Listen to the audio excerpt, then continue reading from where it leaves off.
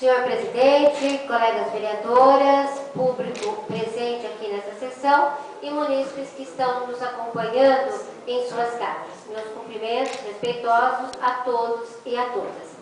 Neste pequeno expediente, nós queremos inicialmente falar de um gesto de gratidão, na verdade um gesto simbólico que nós queremos fazer agora, neste momento aqui da sessão.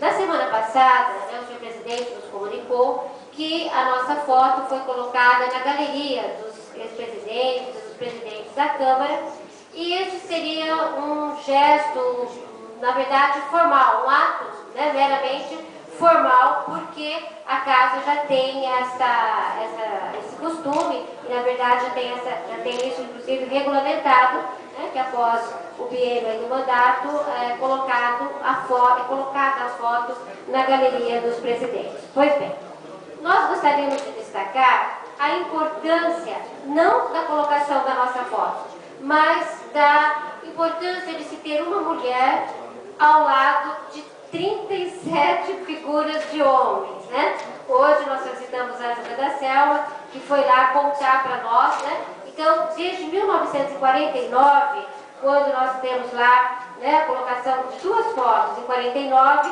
Dr. Henrique de Carvalho, e depois, na sucessão, Dr. Renato Prado, ambos, Renato Prado, inclusive nome de rua, aqui na nossa cidade, a foto deles consta lá na nossa galeria e ela é da data de 1949. Pois bem, ao longo desse período todo foram 37 presidentes homens no nosso legislativo.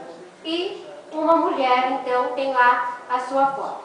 Nós gostaríamos, assim, de uma maneira muito simbólica, até eu disse para a vereadora Dorvalina, também vou lembrar aqui da Margarida, coincidentemente, lembrar que, para eu falar rapidinho aqui, foram 2 minutinhos para eu falar, fazer essa introdução da nossa participação aqui na presidência da Câmara. Mas, na história, isto foi muito longo.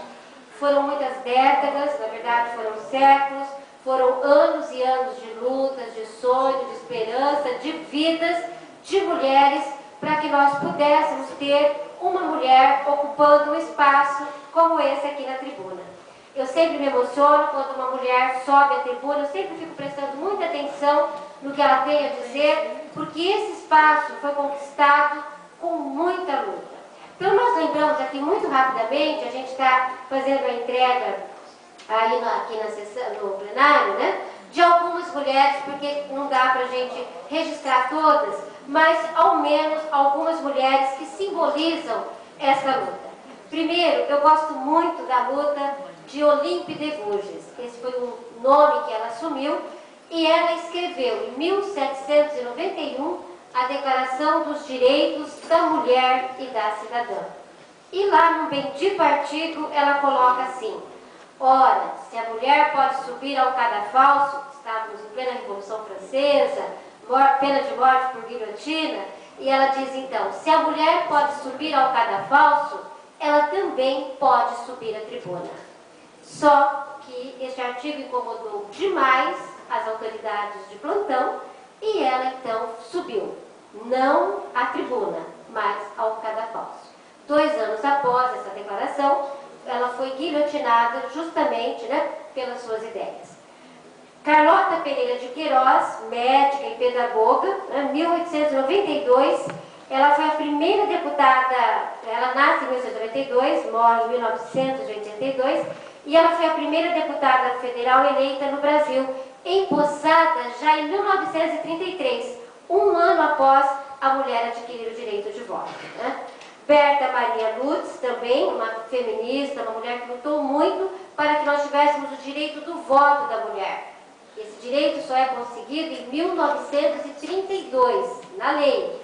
Na prática, muitas mulheres analfabetas, porque nós sabemos que entre homens e mulheres a porcentagem de mulheres analfabetas é maior, elas só adquirem esse direito na prática em 1988 com a Constituição Federal. Mas a Berta Lutz, e graças a um artigo de jornal, onde um jornalista muito machista escreveu assim: fiquem tranquilos, essa história do voto da mulher não vai chegar no Brasil, isso é coisa da Europa. ela acabara de chegar da Europa, leu isso, ficou indignada, começou um movimento e em 1932, então, nós temos o direito de voto, ao menos na lei.